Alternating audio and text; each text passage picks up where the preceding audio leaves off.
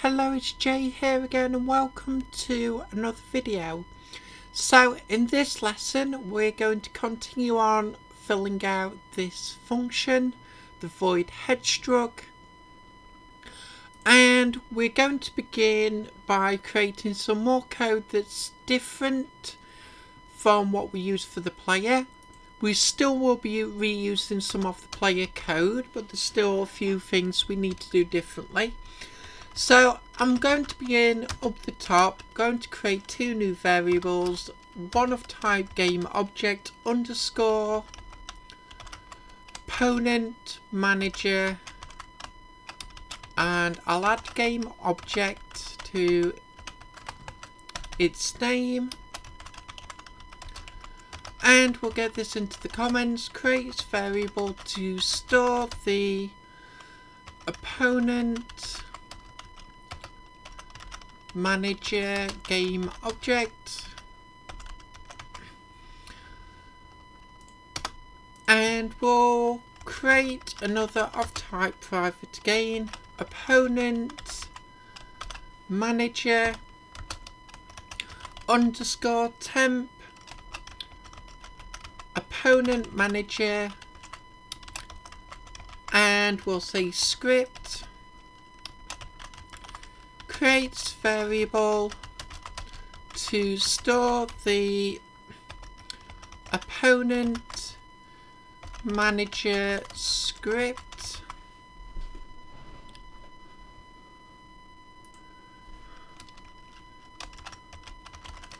and I'm going to alter the other temp script, say player movement. So underscore temp player movement script. Let's just copy that and we'll paste it over both of the old variables, and that will just make the script easier to read. So with that in place, let's come here to the bottom of this function, player 1 health underscore, in fact let me have a look,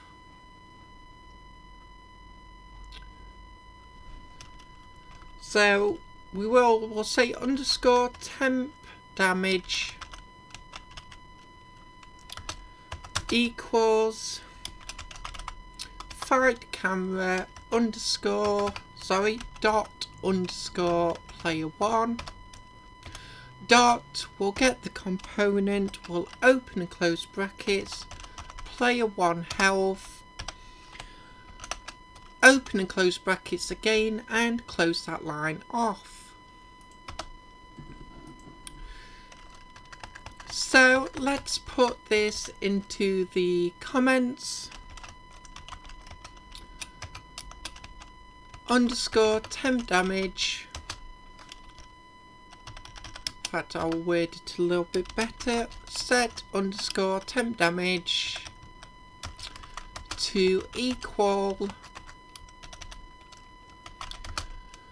the player health script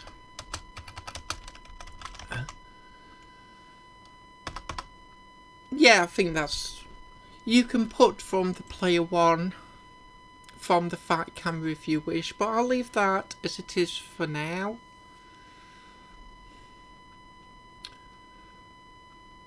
No, in fact I will break it up. Let's have a look.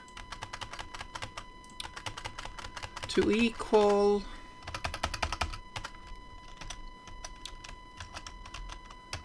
player 1, let's say referenced from the fight camera,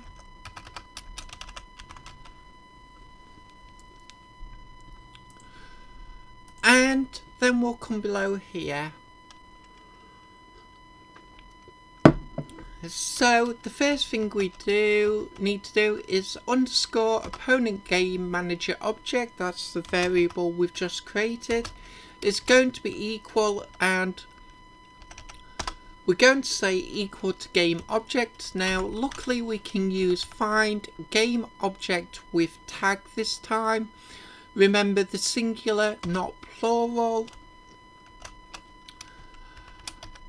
Open and close your brackets, 2 little quotation marks, opponent manager, and we'll come to the end of the line. We'll close that off, and again into the comments. So we'll say set this game object to equal the game object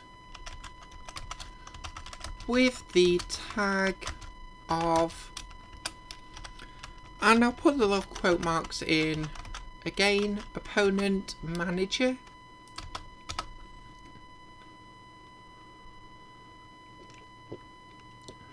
So we'll come below. Before we go on, let's just explain. This is obviously so we can get the player 1 health script. That I think is self-explanatory when we're dealing with applying damage. We need this game object, the opponent manager, because we need to reference what is the current opponent. Now for the player script we could reference the choose character script, but in this case obviously we can't. We need to reference the opponent manager. So we're going to first get the game object, and now we're going to get the script by coming beneath, and we're going to say temp opponent manager script is going to equal, and what we want is the opponent manager game object, which is now equal to this game object, and then we can get the component we want. So inside the brackets what we want is the opponent manager script. We've got the game object. Now we get the script, open and close brackets, close the line off again.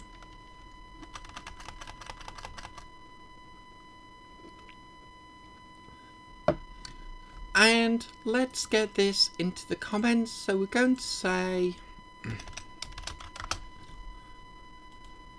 set this variable to equal the opponent, in fact I'll put this in capitals, opponent manager script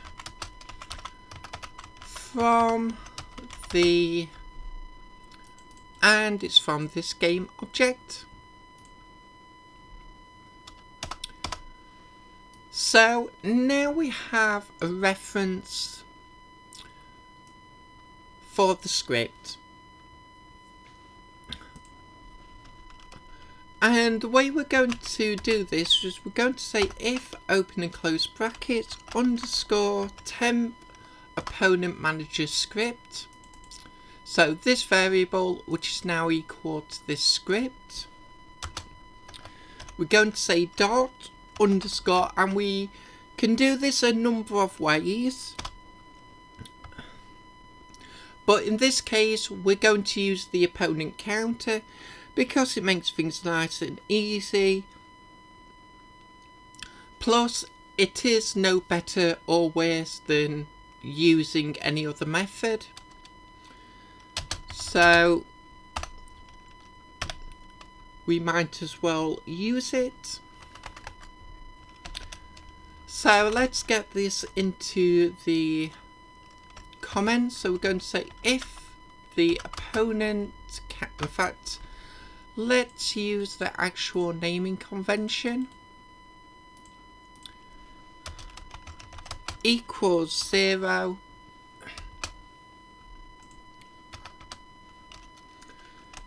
then what we want to do is say temp damage dot, and we want the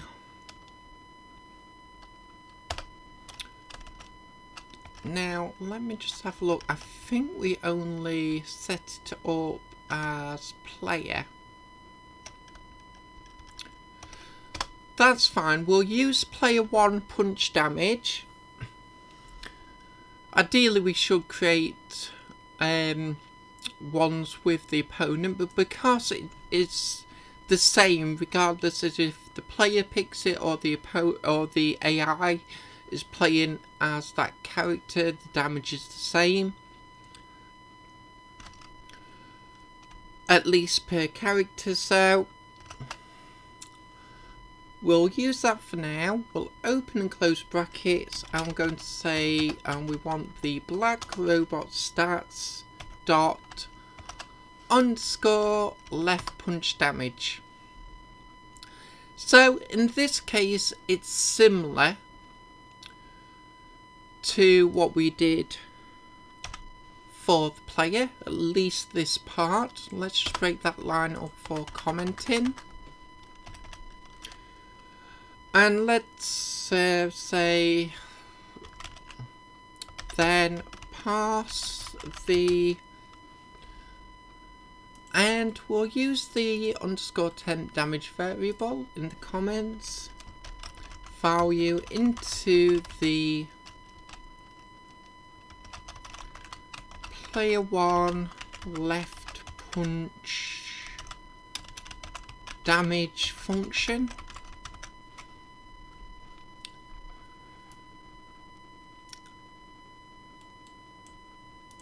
So again, I'm just looking at this. Obviously I was just getting a bit mixed up then. This is where we actually reference the damage per character, and this is the function. We could probably do with tidying up some of these naming conventions, but we'll leave that for now, which is the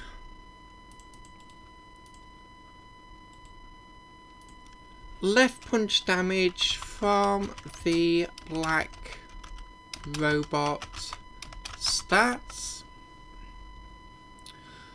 And we're not going to do the rest because, as I said, we can reuse some of the code from the player's scripts, but we'll leave it there for now.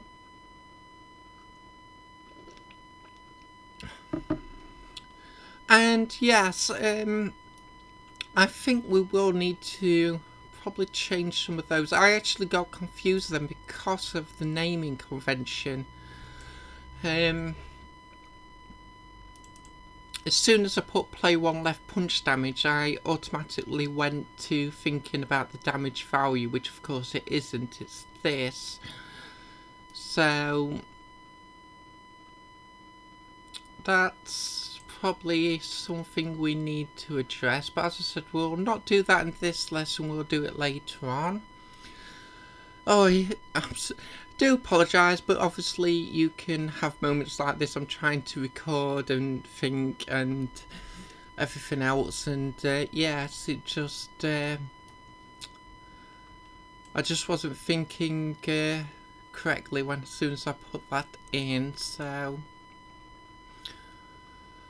as I said, we'll leave it here for this lesson. Obviously we need to get this code into the other scripts, and we need another series of if blocks, and then we obviously need to optimize the code. We don't want to be calling if blocks every time we call this function, similar to as we did with the player, but we'll leave it here for now and we'll pick this up in the next lesson. So as always, I hope you enjoyed this lesson. I hope to see you next time, and until then, as always, bye for now.